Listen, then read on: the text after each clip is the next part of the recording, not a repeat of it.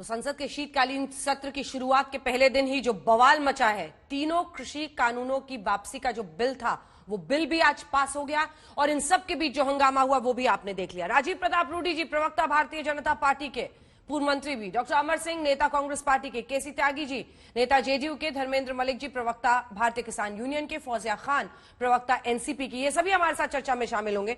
लेकिन रूडी साहब, एक आंकड़ा है जो मैं आपको भी, अपने दर्शकों को भी दिखाना चाहती हूं, उसी के साथ अपने सवाल की शुरुआत करूंगी। आइए वो आंकड़ा दिखाते हैं। क्या संसद में बातचीत की, बहस की प्रक्रिया अब धीमी हो गई है? 14वीं लोकसभा 2004 से 2009 तक अगर आप देखें तो 60% जो बिल हैं वो पार्लियामेंट्री कमेटी के पास जाती थी, आगे उस पर डेलिब्रेशन होता था। उसके बाद अब आइए 15वीं लोकसभा में 2009 से 2014, एक बार फिर जब यूपीए की सरकार थी, 71% जो बिल है वो संसदीय कमेटी के पास जाती थी। इससे कम से कम एक डेलिब्रेशन इन तमाम बिल्स पर होता है।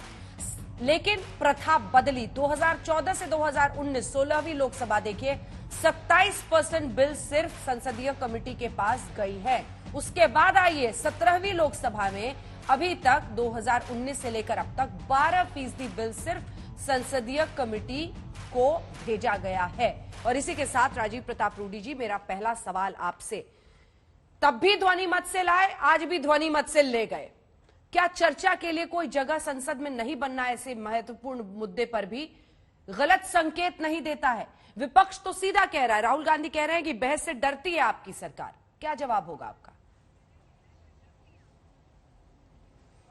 देखिए, फिर से एक बार मैं दोहराना चाहूंगा कि संसदीय प्रक्रियाओं में जब भी कोई विधेयक स्टैंडिंग कमेटी को जाता है तो पार्लियामेंट में ही प्रस्ताव उठता है, पार्लियामेंट में ही उस पर मतदान होता है।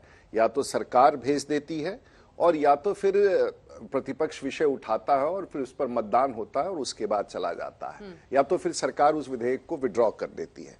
अब थोड़ा तो पहले से तो फर्क है ही है। पहले सरकारें थोड़ी अपनी तरीके से काम करती थी, जिस विषय पर हम महसूस करते हैं कि इस विधेयक पर सदन के भीतर ही चर्चा हो और उसे पारित किया जाए, तो वो भी एक प्लेटफॉर्म है। तो मेरे समझ से ये कहना है कि पहले सभी विधेयकों को स्टैंडिंग कमेटी के पास भेजा जाता था और आज विधेयकों को कम भेजा जाता है, ये अनुचित है। मुझे लगता है कि जो सरकार के निर्णय होते हैं, सरकार का जो संकल्प होता है, उसके हिसाब से सरकार निर्णय लेती है और हमेशा पर्याप्त स्थान बना रहता है विधेयकों पर चर्चा करने के लिए। अब आपका ये सवाल हाल फिलहाल ही देख लीजिए किस प्रकार से मॉनसून सेशन में राज्यसभा में हुआ और आज सरकार को और राज्यसभा में 12 सांसदों को निलंबित करना पड़ा। तो कहीं ना कहीं ये भी देखा गया है कि जो अपनी सरकार है, भारतीय जनता पार्टी एनडीए की सरकार है, प्रधानमंत्री मोदी जी की सरकार है, शायद हम इतनी मजबूती से काम करते हैं कि प्रतिपक्ष को ये समझ में नहीं आता है कि हम आखिर विरोध का रास्ता क्या ढूंढे। तो हमेशा इस विषय को उठा करके की चर्चा, मैं तो आपको ये बताना चाहूंगा कि विधेयकों का अगर आप पूरी सूची उठा करके देख ले तो स्टैंडिंग कमेटी पर कई सारे विधेयक जाते हैं जो 2-2 साल 3-3 साल। मैं एक पेस्टिसाइड बिल जो किसानों का बिल है, मैं इसको सिर्फ उदाहरण के तौर पर देना चाहूंगा। 2007 से वो विधेयक स्टैंडिंग कमेटी के पास 2 बार गया और पिछले 13-14 सालों से जो किसानों के पेस्टिसाइड्स का मामला था वो 14 साल से स्टैंडिंग कमेटी के पास पड़ा हुआ है और अब जाकर के हम लोगों ने उसकी तैयारी की और हमारी इच्छा है कि अब पेश कर दे। तो कहने का मतलब है कि क्या विपक्षी तय करेगा कि 14-14 साल तक कोई विधेयक उनके पास पड़ा रहे और तब तक उसको हम लोग खटाई में डाले रखे, उसको हम लोग इस तरह से टालते रहे? तो टालने, सरकार जिस चीज को आवश्यक समझती है और सरकार का मंतव्य रहता है और सरकार जिसे उचित समझती है उसे पेश करती है और उसको सरकार अपने देश के लोगों के हित में लाना चाहती है तो लाती है। तो मुझे लगता है कि इस पर कोई आपत्ति किसी को नहीं होना चाहिए कि स्टैंडिंग कमेटी को गया नहीं गया, उसकी एक प्रक्रिया है जो लोकसभा और राज्यसभा के भीतर में किया जाता है। डॉक्टर अमर सिंह, आपने जवाब सुना रूडी जी का, आप सांसद हैं कांग्रेस पार्टी के जी, वो कह रहे हैं कि जहां पे उचित हो, जहां जरूरत हो, वहां आगे बढ़ाते। अब यही तो देखो रूडी साहब, बहुत सारी बात कह नहीं सकते हैं, बहुत पढ़े लिखे सांसद हैं, बहुत ही ज्ञान है इनके पास। मैं ये कहना चाहूंगा, यही तो देखो, पार्लियामेंट एक डिस्कशन का फोरम है। पार्लियामेंट कमेटियां क्यों बनाई गई हैं? वहां डिस्कशन होती है, एक्सपर्ट्स को बुलाया जाता है, पब्लिक को भी बुलाया जाता है, कमेटी किसी को भी बुला सकती है। पार्लियामेंट के अंदर तो सिर्फ एमपी के एमपी होते हैं, बाकी लोग थोड़ी डिस्कशन में हिस्सा लेते हैं। अब आपने परसेंटेज बताई, ये इस बार सिर्फ 12% भेजे हैं, आप देखो तो सही।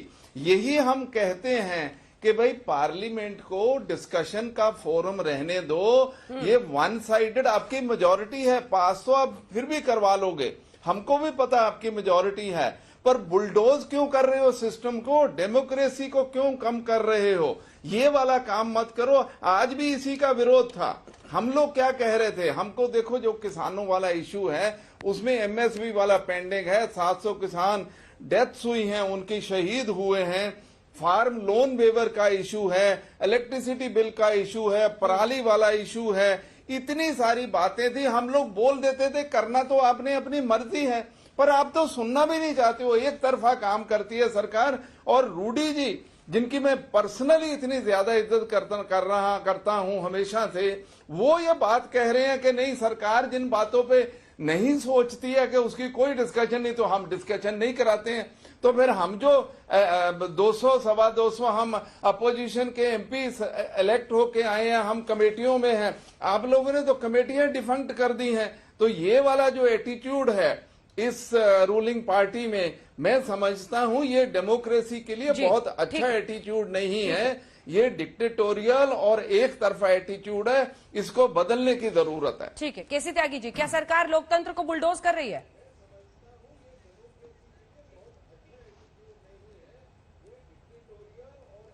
नहीं, ये आपस का एक एकेडमिक डिबेट है और मैं तो किसान वाले पर ही आपके बीच में आया था अपनी बात रखने के लिए एमएसपी को लेकर के जी। और कांग्रेस के और बीजेपी के या एनडीए या यूपीए प्लस के विवाद में मैं नहीं पड़ना चाहता। अमर सिंह जी हमारे अच्छे मित्र हैं। संसदीय लोकतंत्र का ह्रास होना शुरू हुआ जब मिसिस गांधी राजनीतिक पटल पे आती हैं।